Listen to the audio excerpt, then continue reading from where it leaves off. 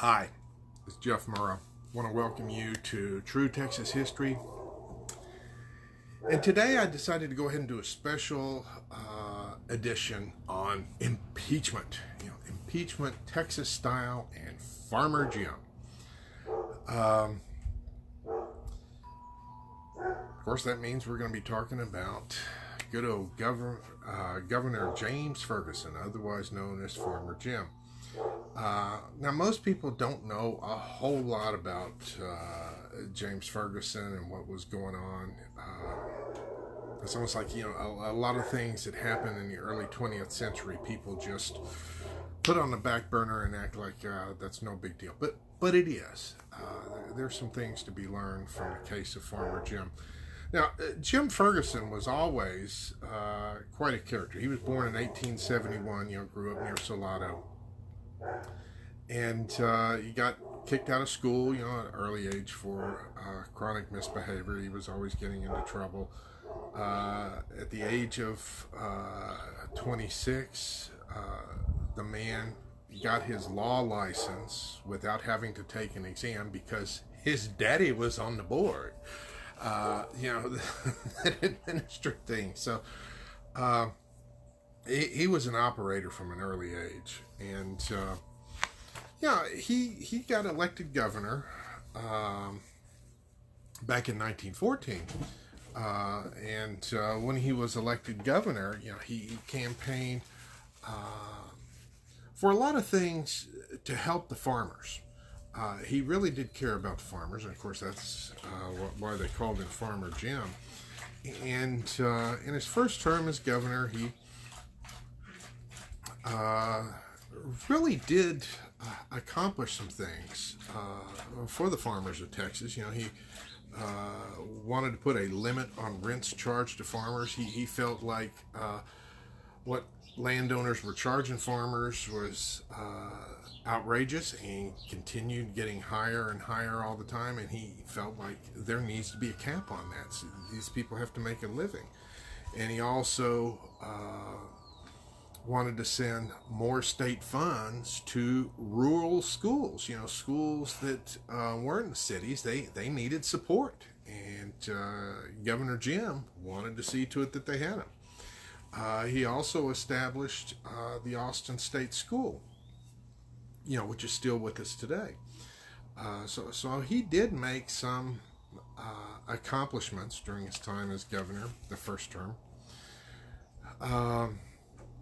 The trouble started, I guess you could say it started a little bit before that, because he was taking money and sending them to country schools rather than supporting a lot of the big city schools and state university.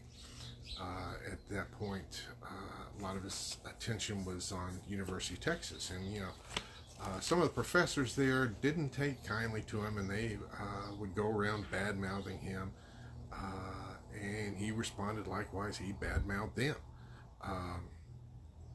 Some of this came to a head in the 1916 election because he didn't do as good as he wanted to, and Texas politics and the extremes that our politicians go through is always entertaining. And of course, Jim Ferguson, he wanted to know, why didn't I do as well as I wanted to? And it became very apparent it was because of the professors at the University of Texas. And he started on a campaign. He wanted some of those professors fired. He wanted a new president of the university, and he didn't care much for what was going on. In fact, I have a portion of one of his speeches. This is great. I mean, this is kind of captures the spirit of what was going on. I like reading things, the actual speeches and things that people said, because that gives you a feel for them. The University of Texas is controlled by rich man's sons. They have, through their college fraternities, established an educational aristocracy who have no respect for the legislature, for the governor, or for the board of regents, and I shall never be content until they are banished, root and branch, from the state university, and the institution is put in the hands of those in sympathy with the toiling masses who, up to this good hour, have had no voice in its management other than to pay exorbitant taxes for its support. Things haven't changed much, have they? He felt like the common Texan had no say-so in what was going on at UT. He felt like what had started off as being a university designed initially to help the sons and daughters of Texans all around had become a rich person's school, and he resented that. Now, although he had, besides campaigning for farmers, in 1916 when he didn't do so well, one of the other challenges he faced was dealing with the prohibition issue, because that was a hot one back in those days. And he didn't want to say the wrong thing to upset the prohibition crowd, and he was secretly an anti-prohibitionist. But that'll come more into things later. He also did a lot of things in his second term to improve the highways. Now, shout out to Amy Keller. Hi. And some of the dealings with the highway fund were a little under the table, shall we say, but that's neither here nor there. Now, the big thing happened when Governor Ferguson was pushing to, of course, get rid of the president of UT, but besides that, get rid of some of the professors and cut off their funding. He felt like, if this is the source of the problem, we just need to cut off the funding. And, speeches like the one I read you, this alienated him from some of the folks at UT, and they were out to get him back for that. And so that's where talk of impeachment came in, because they wanted to impeach him because he upset them.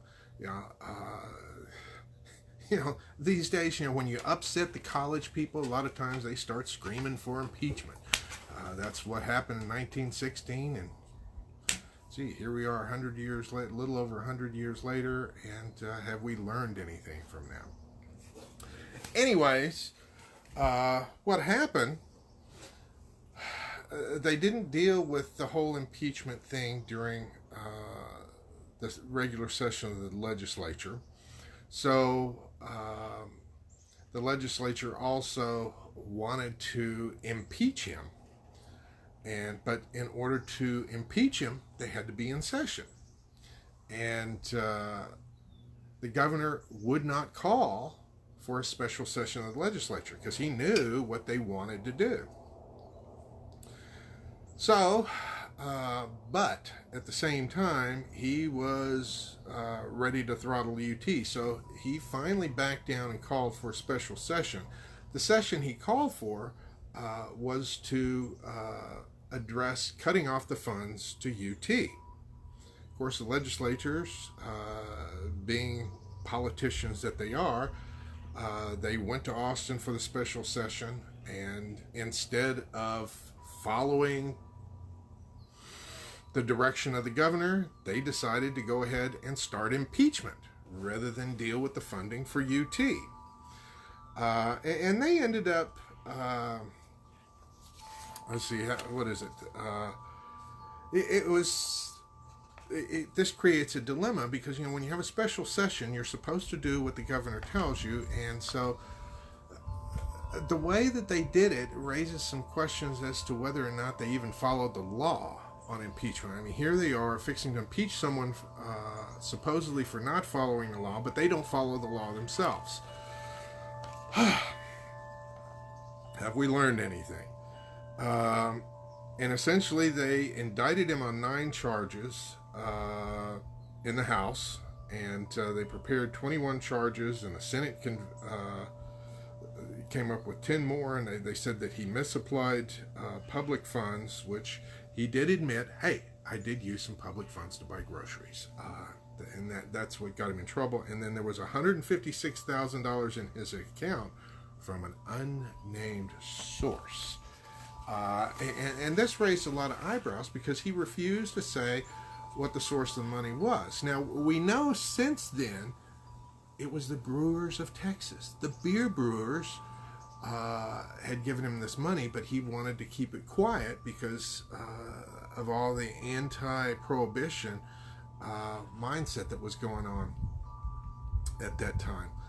So they went ahead and impeached him, but you know, they indicted him, had all these charges, but there were no convictions. Since there were no convictions, no jail time, and he turned around and ran for federal office. Of course, he didn't win, but they supposedly banished him from all state offices, so he found a way around that. Of course, you know, that's the way that politicians work. But that it was the story of impeachment in Texas, you know, and Governor Jim. Now, during the time when all this was going on, I mean, things were kind of crazy in Texas at that time. You know, 1916, 1917, you've got the Mexican Revolution still going on. You got the threat of Pancho Villa there on the border. Now, if you lived in Texas at that time, that was a very real threat. And so people were distracted by that. And then you also had in 1916 the whole episode of the Waco horror, and I may have to do something on that one day too. But other things were in the news that kind of kept people's minds off of what was going on with Farmer Jim and so forth. Of course, he found a workaround like usual, and he went ahead and submitted the paperwork for his wife to run for governor, which led to, you know, Ma Ferguson. Campaign slogan: you get 2 governors for the price of 1. Of course, it's interesting, you know, one of the traditions they have with the Texas governors is that, you know, you leave a Bible open there on the desk with a verse highlighted to act as guidance for the new resident of the office. And when Ma Ferguson came in, Jim grabbed the Bible off the desk, threw it into the trash can, and said, "Bible school's over. We're all, state of Texas is open for business." Sometimes his attitude got on my nerves, but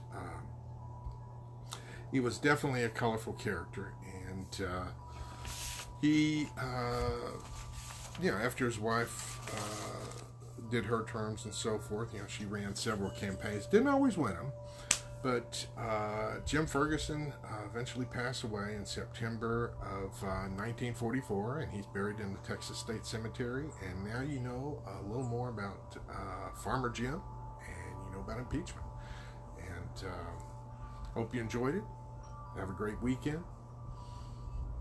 See you next week. Vaya con Dios.